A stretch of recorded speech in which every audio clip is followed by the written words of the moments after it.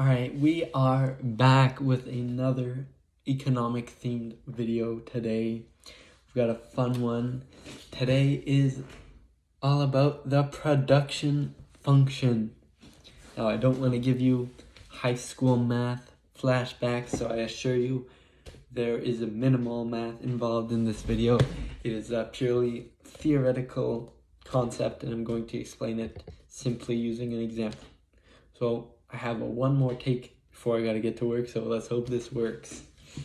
All right, so in economics, the production function is used to measure how much output or GDP an economy can produce with a given number of capital. So I'm going to show you what those could mean in our example. But the equation for this function is y, or output, is equal to is a function of C, or capital. So let's get right into this example. Just gotta make some space here.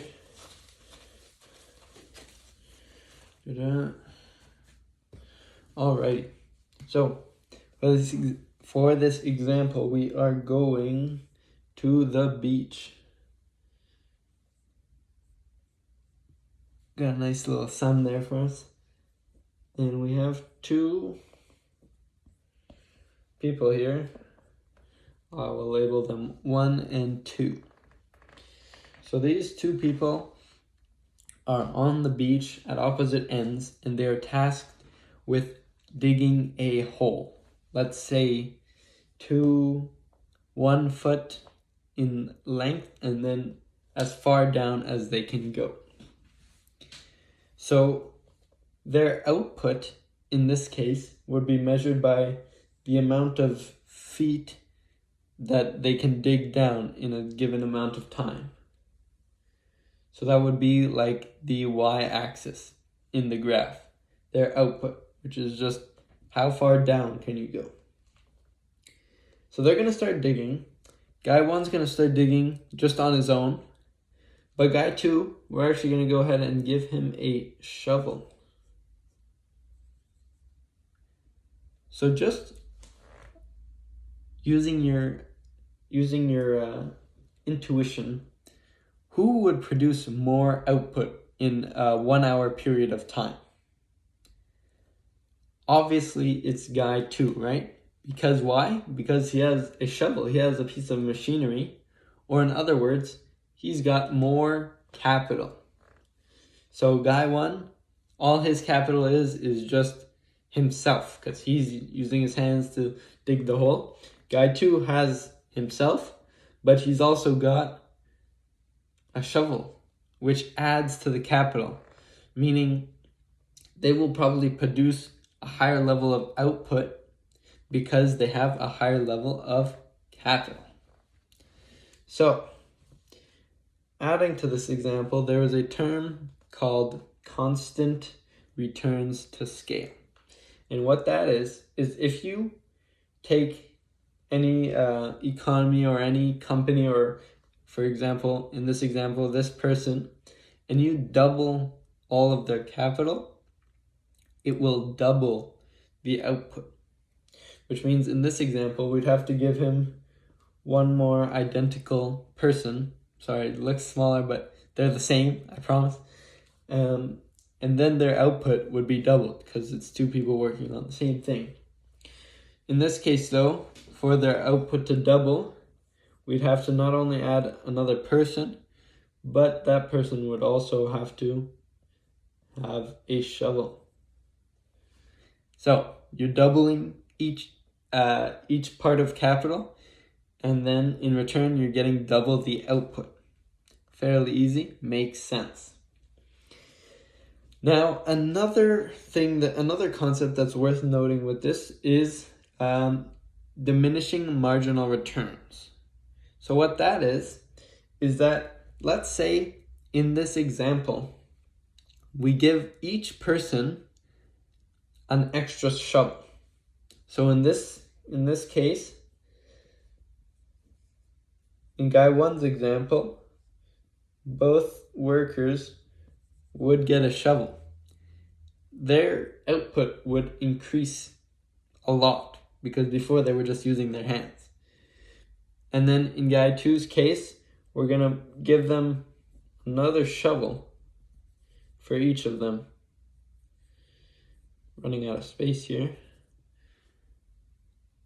They might be able to use those shovels to their advantage, but I can probably guess that their output might improve a little bit, but much less than in guy 1's example, where before they were using their hands. So their output has gone up much more than guy 2's output has gone up.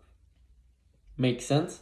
So that means that at a certain point, when you start adding more capital, my phone decided it would be fun to run out of storage midway through the video.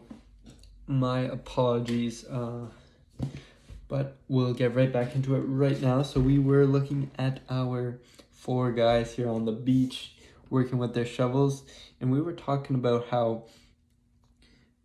once you start to increase one item of capital, let's say in this example it was a shovel, so each person's getting an extra shovel, but they are not getting an extra person, so it's just the shovels that are going up.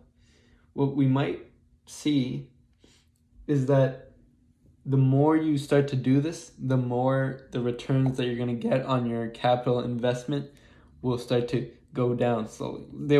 Your output will still go up, but just by less and less the more capital you bring on, and that you're not doubling, let's say. So there's one more thing, if you remember from your high school math classes, when we're looking at a function, there's always a way to shift the function and move the line. So usually you would manipulate the equation, and that is kind of true in this sense, but how it works in the economics perspective is with a technological advance of some sort, meaning that something would be discovered that makes the items of capital that you're using more effective.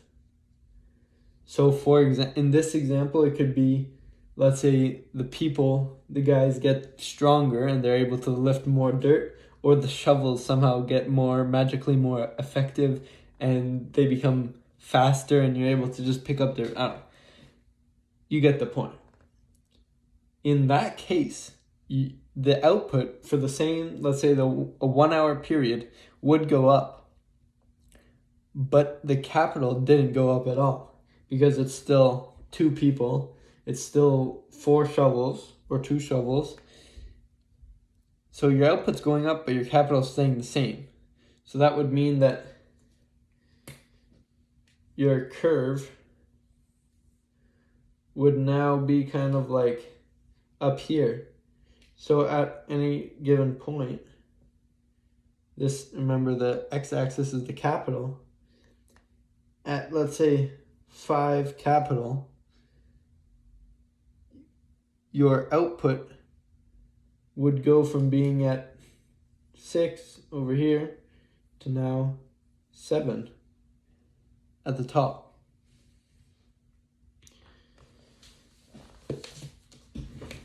That is all for this video. Production function, what to know, it measures the output that an economy or a company, or in this case workers on a beach, can produce. It measures the amount of output they can produce with a given number of capital. The law of constant returns to scale, meaning that if you double your capital, you double each input of capital, you're going to double your output. The law of diminishing returns, meaning that if you start to increase the amount of shovels or just one item of capital, over time, your increases in output will start to get smaller and smaller. And then, in terms of shifting the curve, there will have to be technological advances that make your given number of capital more effective without changing the number, just making it so that it can produce more output with the same amount. Thank you very much. Like and subscribe. I'll see you later.